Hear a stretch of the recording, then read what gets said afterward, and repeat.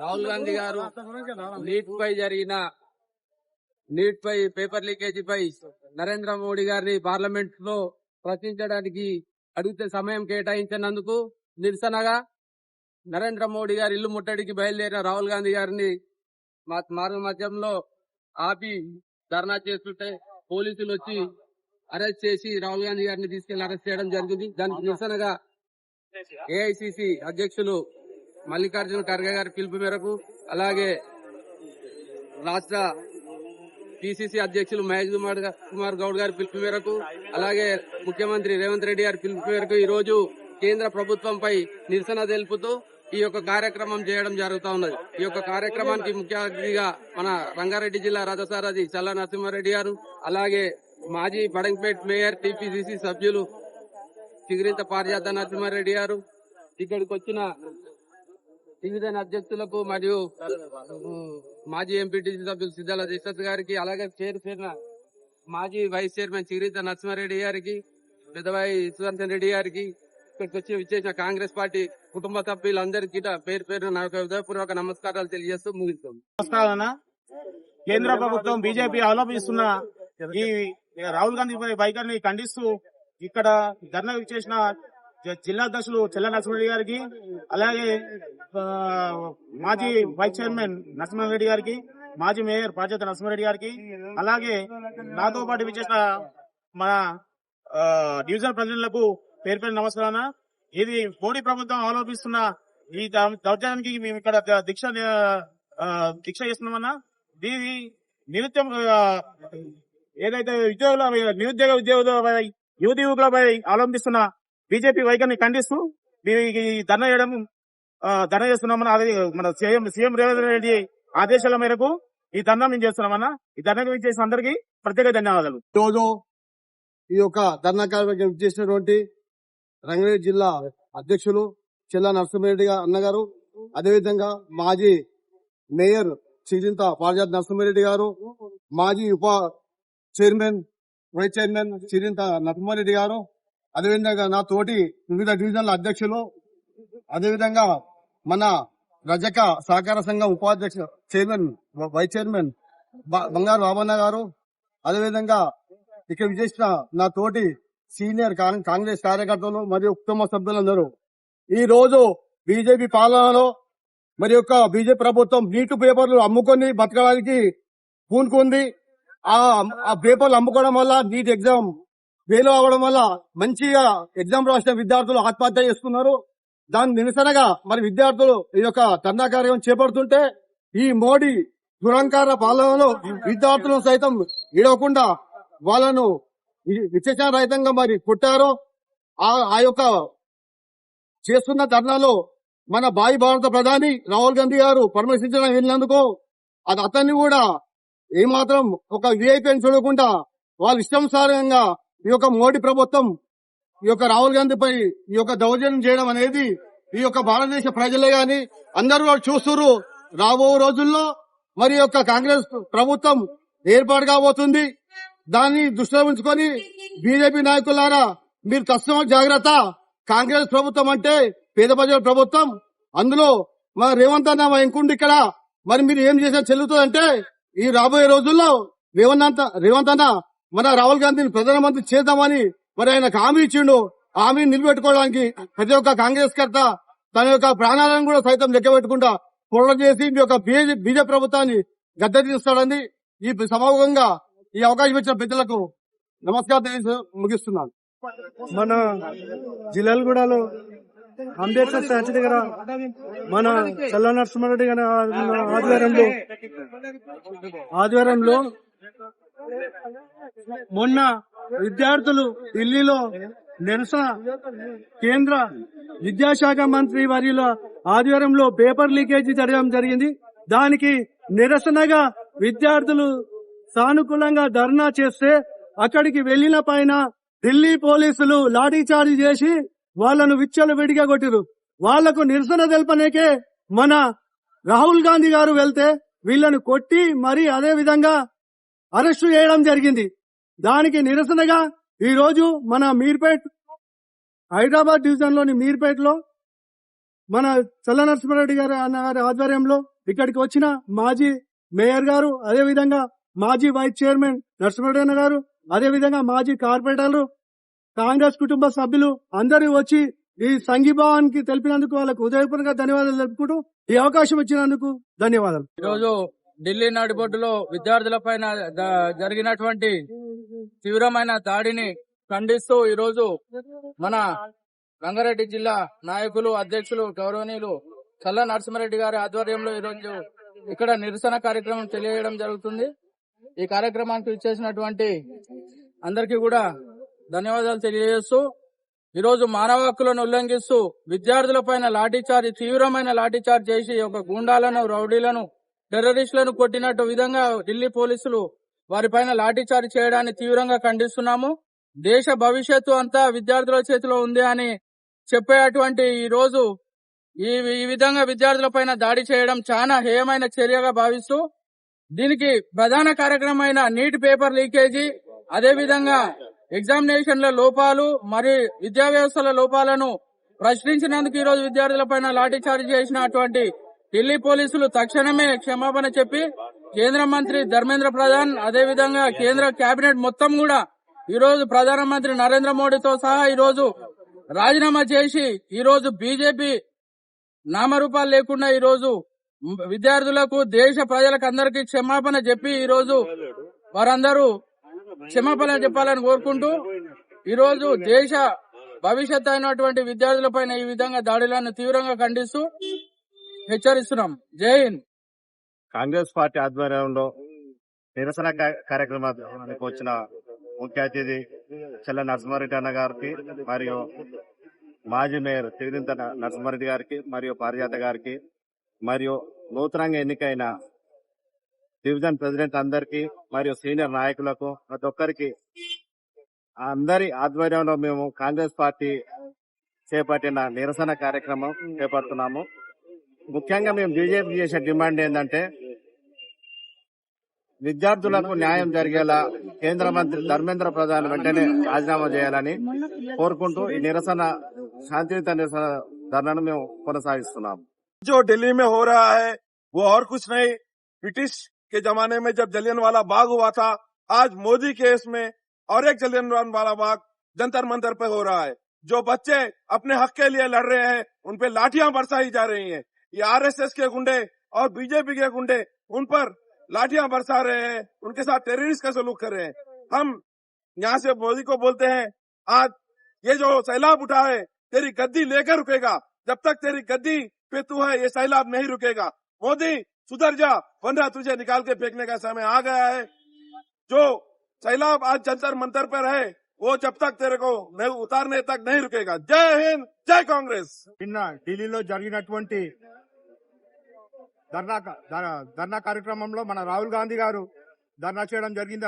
విద్యార్థుల మీద లాఠీ చార్జ్ చేసినందుకు నిన్న ఢిల్లీలో రాహుల్ గాంధీ గారు ధర్నా చేయడం జరిగింది. అలానే ఇక్కడ ఈ ధర్నా కార్యక్రమానికి మన రంగారెడ్డి జిల్లా డిసి అధ్యక్షులు మన చల్ల నరసింహారెడ్డి గారి ఆధ్వర్యంలో, అలానే మన పారిజాత నరసింహారెడ్డి గారు, అలానే మన సిద్ధాల దేశోద గారు, అలానే ఇక్కడ డివిజన్ ప్రెసిడెంట్లు కొత్తగా ఎన్నికైన డివిజన్ ప్రెసిడెంట్, అలానే మహిళా అధ్యక్షురాళ్ళు మన గంగమ్మ గారు, మన ఇక్కడ విచ్చేసిన కాంగ్రెస్ పార్టీ ముఖ్య అందరికి కూడా పేరు పేరున ఉదయపూర్వక నమస్కారాలు. ఇలా విద్యార్థుల పైన ఇలా చేయడం చాలా హేయమైన చర్య.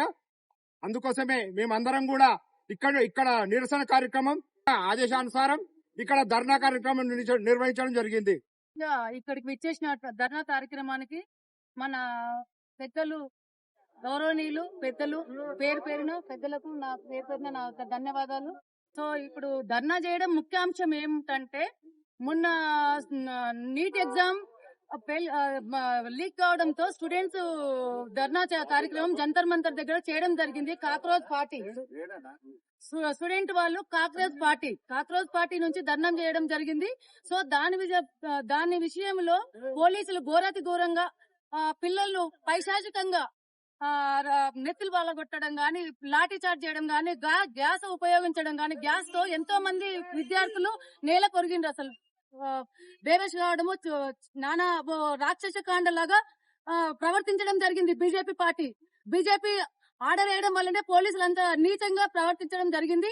సో దాని ఉద్దేశంతో మేము కూడా మొన్న 2 days బ్యాక్ 33% మహిళా కార్యక్రమానికి మేము ఢిల్లీ వెళ్ళడం జరిగింది.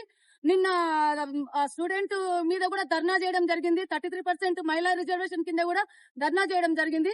నిన్న మమ్మల్ని కూడా అసలు ఆడపడుచులను కూడా లేకుండా పైశాచికంగా మా పైన కర్రలు విసరడం గాని, లాఠీ చార్జ్ చేయడం గాని జరిగింది. మా పైన కూడా ఇంత ఘోరాతి ఘోరమైన బీజేపీ పార్టీ ఉండేంత అర్హత కాదు నరేంద్ర మోడీ వెంటనే సీటు వదిలేసేయాలి. గద్దె మోడీకి అటావ్, దేశ్ కు బచావ్, మోడీ దిగాలి వెంబడే. మోడీకి ఉండేంత అర్హత లేదు. 10 ఏళ్లు పైశాచికంగా నరమాంసాలతోని చేసినటువంటి నరేంద్ర మోడీ వెంటనే దిగిపోవాలని నా యొక్క మనవి. ఈరోజు మన రంగారెడ్డి డిస్టిక్ ప్రెసిడెంట్ అయిన చల్లా నరసింహారెడ్డి అన్న గారి ఆధ్వర్యంలో నిన్న ఢిల్లీలో జరిగినటువంటి రాహుల్ గాంధీ పైన, మరి విద్యార్థుల పైన నీట్ ఎగ్జామ్స్ గురించి, పేపర్ లీకేజ్ గురించి అడిగితే నీతులు చెప్పే మోదీ గారు నీతిమాలిన పనులు చేస్తున్నారు. మరి దేశ ప్రజలంతా దీన్ని గమనిస్తున్నారు. భారతదేశానికి కాబోయే డాక్టర్లను వాళ్ళ పేపర్ లీకేజ్ చేసి వాళ్ళ జీవితాలతో చెలగాట మారుతున్నటువంటి మోడీ సర్కార్ని, అదే విధంగా మరి విద్యాశాఖ మంత్రివర్యులు, దేశ విద్యాశాఖ మంత్రివర్యులు రాజీనామా చేయాలని, మరి రాహుల్ గాంధీ ఒక ప్రతిపక్ష నేత అని చూడకుండా అతన్ని రక్తం వచ్చేటట్టు ప్రవర్తించినటువంటి ఢిల్లీ పోలీసుల పైన, మరి కేంద్ర ప్రభుత్వం పైన చర్యలు తీసుకోవాలని, మరి ఇదంతా దేశ ప్రజలు గమనిస్తున్నారు.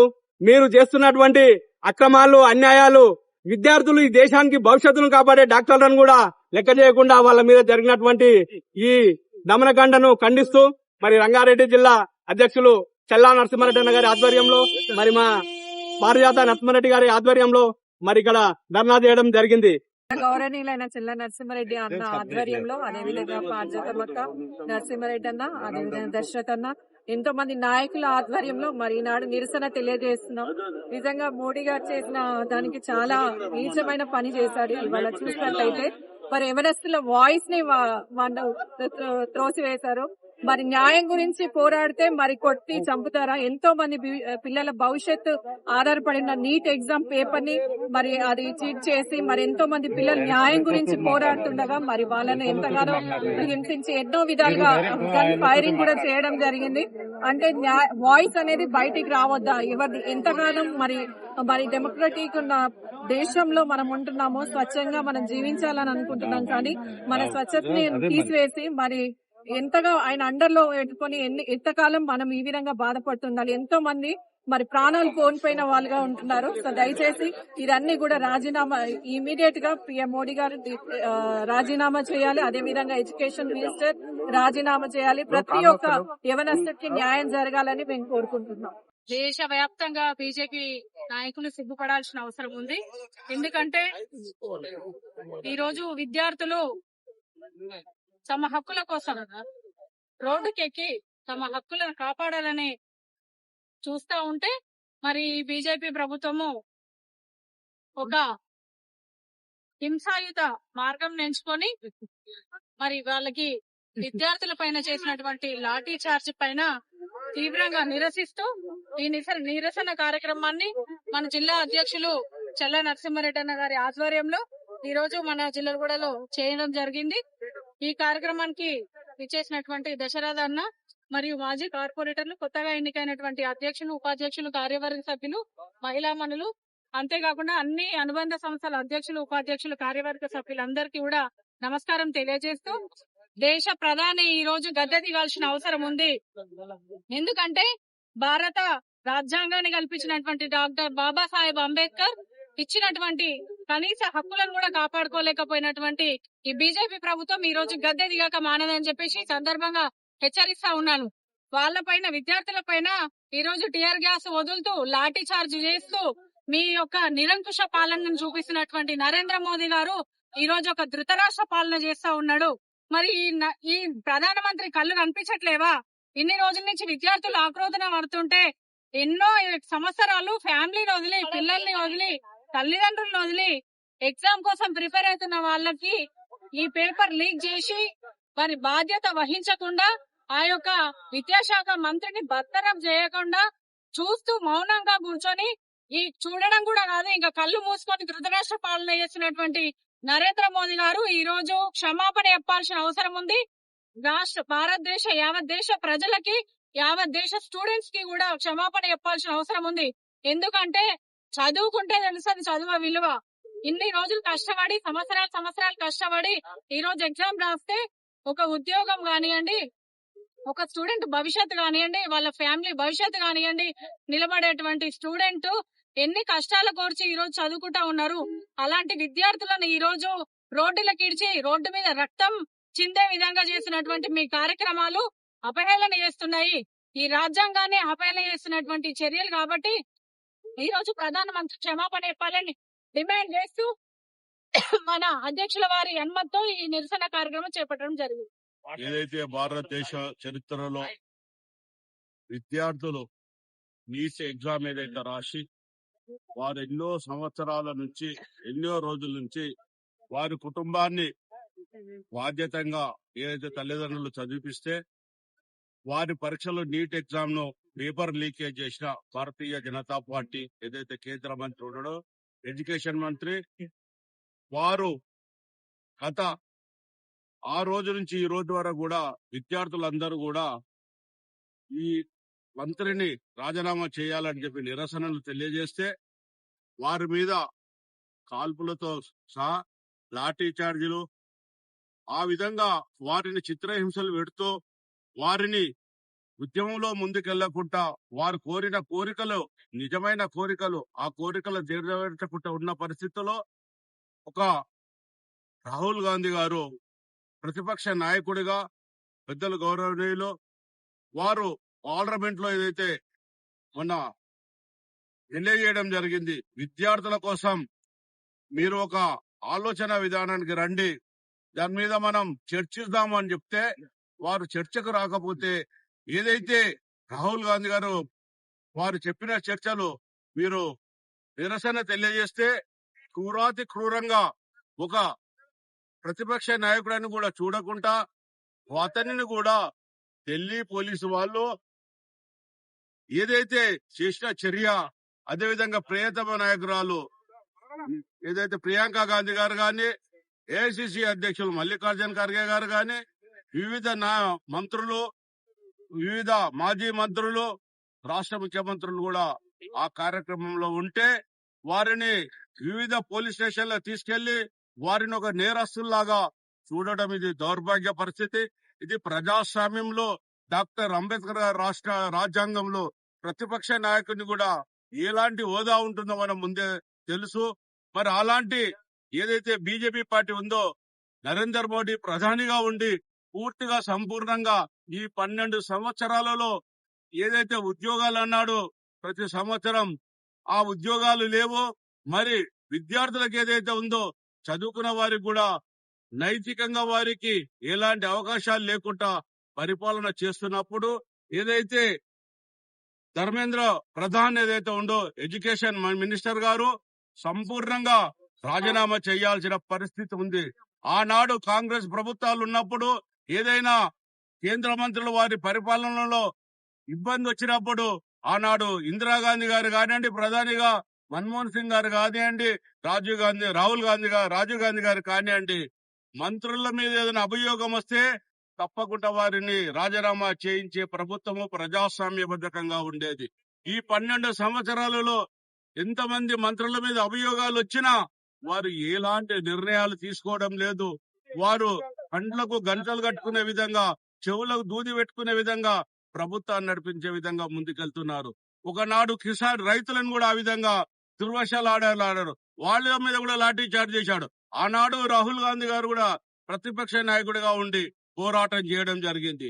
మరి అలాంటి కాంగ్రెస్ పార్టీ విద్యార్థులకు, యువకులకు ఒక రక్షణ కావాలంటే అని చెప్పి వారికి పార్లమెంట్ లో చర్చిస్తుంటే సమయం ఇవ్వకపోవడం శోచనీయమైన పరిస్థితి. ఇవాళ తెలంగాణ రాష్ట్రంలో కూడా మన ప్రియతమ నాయకుడు రాష్ట్ర ముఖ్యమంత్రి వర్యులు రేవంత్ రెడ్డి గారు గాని, మన పిసిసి అధ్యక్షులు మహేష్ కుమార్ గౌడ్ గారు గాని, ఇన్ఛార్జి మీనాక్షి నటరాజన్ గారు గాని ఇవాళ తెలంగాణ రాష్ట్రంలో అన్ని జిల్లాలలో రాహుల్ గాంధీ గారిని మద్దతుగా రాష్ట్ర కేంద్రంలో ఏదైతే మల్లికార్జున ఖర్గే గారు తీసుకున్న పిలుపు మేరకు అన్ని జిల్లాల్లో ఈ కార్యక్రమం చేయాలని చెప్పడం జరిగింది.